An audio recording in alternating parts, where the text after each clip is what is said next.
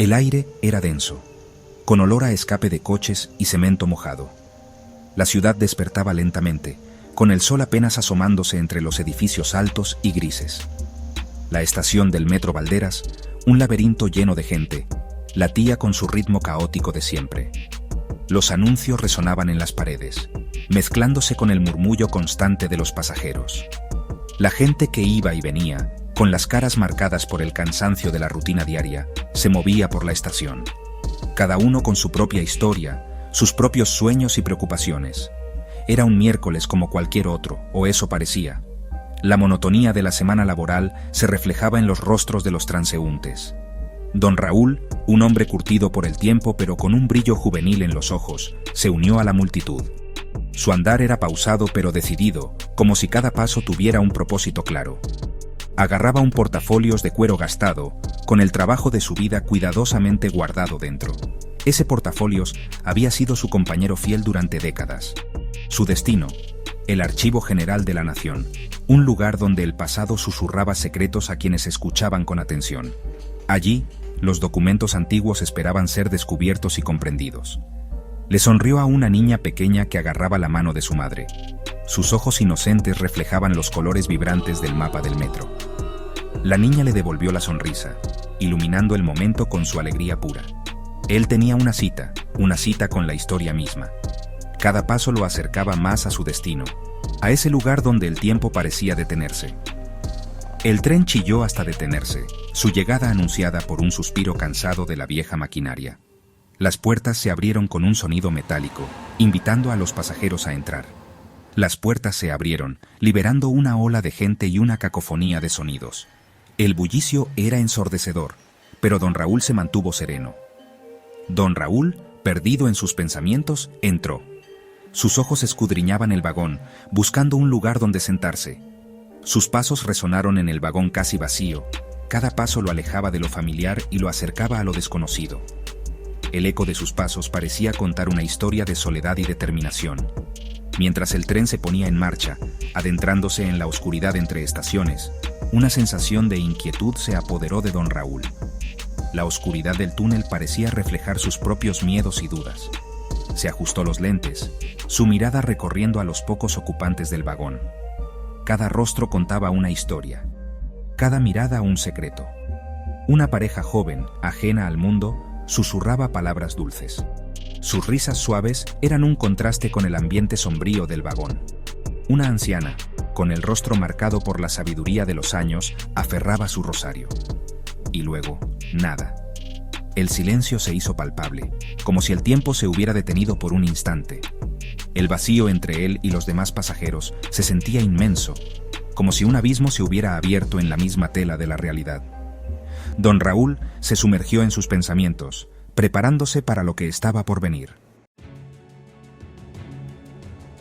El tren seguía su camino, devorando la oscuridad, como si fuera un monstruo insaciable que se alimenta de sombras, y escupiendo luz en cada estación, como un faro en la noche que guía a los perdidos. Pero don Raúl ya no estaba. Su ausencia era un enigma que nadie podía resolver. Cuando el tren salió del túnel y se detuvo con un chirrido en la siguiente estación, su presencia persistía como un miembro fantasma, una sombra que se negaba a desvanecerse. Las puertas se abrieron, liberando a los pasajeros restantes a la bulliciosa plataforma, pero de don Raúl no había ni rastro. Era como si la tierra se lo hubiera tragado. Su desaparición, tan repentina e inexplicable como un susurro tragado por el viento, provocó olas de confusión y miedo en la estación. La gente se miraba entre sí, buscando respuestas en los rostros de los demás. Los testigos, con recuerdos fragmentados y poco fiables, luchaban por recordar su presencia. Sus mentes jugaban trucos, creando imágenes borrosas y confusas. ¿Realmente lo habían visto subir al tren? ¿O era simplemente un producto de su imaginación colectiva, una historia de fantasmas esperando ser contada?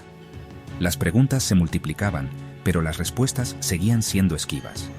¿Era don Raúl una víctima de algo más siniestro?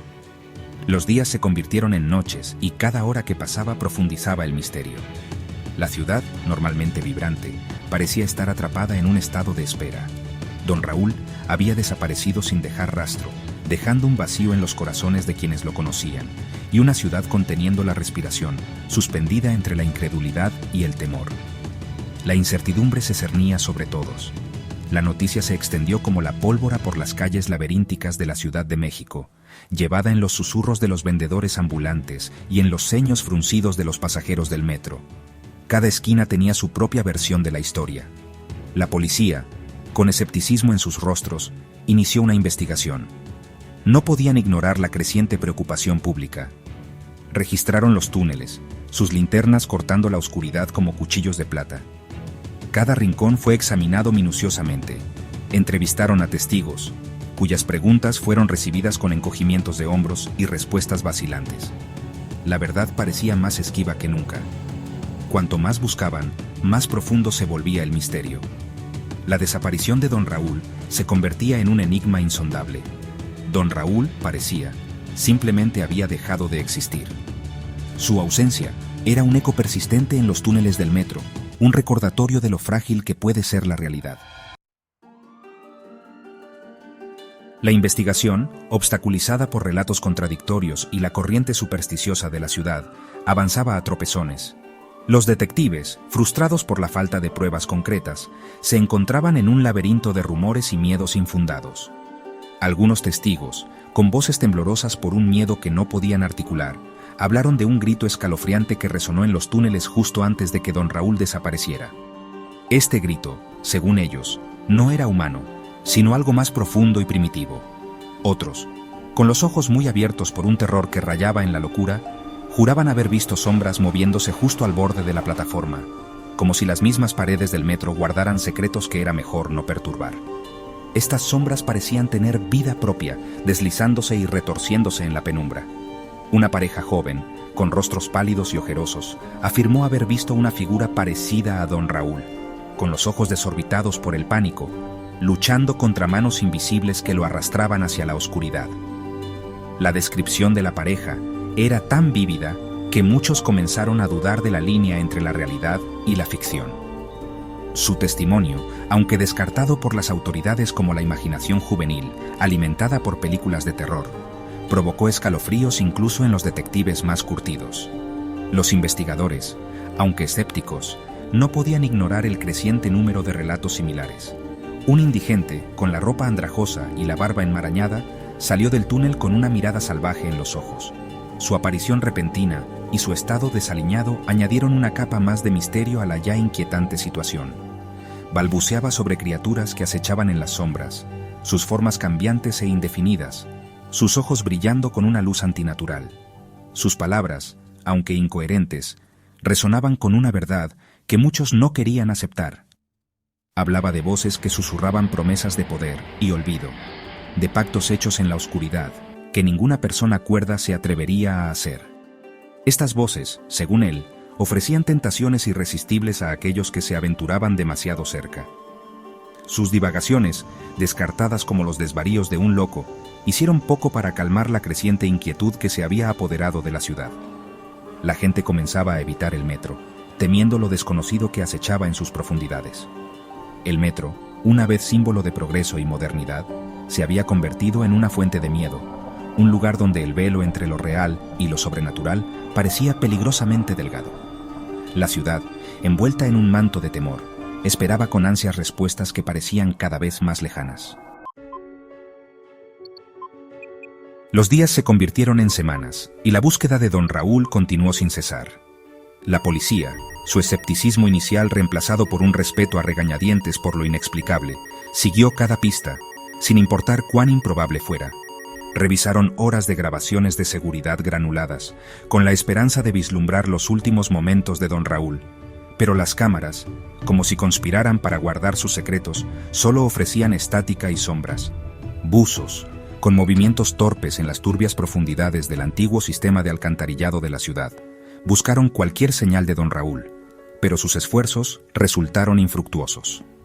Los túneles, una red laberíntica de tuberías y conductos, susurraban sus propios secretos, historias de tragedias olvidadas y cosas que era mejor no perturbar. La ciudad contuvo la respiración, atrapada en las garras de una pesadilla colectiva que se negaba a soltarla. volantes con la foto de don Raúl, sus amables ojos mirando desde detrás de sus gruesos lentes, estaban pegados en todas las superficies disponibles. Se llevaron a cabo vigilias a la luz de las velas, cuyas llamas parpadeantes proyectaban sombras danzantes sobre los rostros de los dolientes, afuera de la estación Valderas.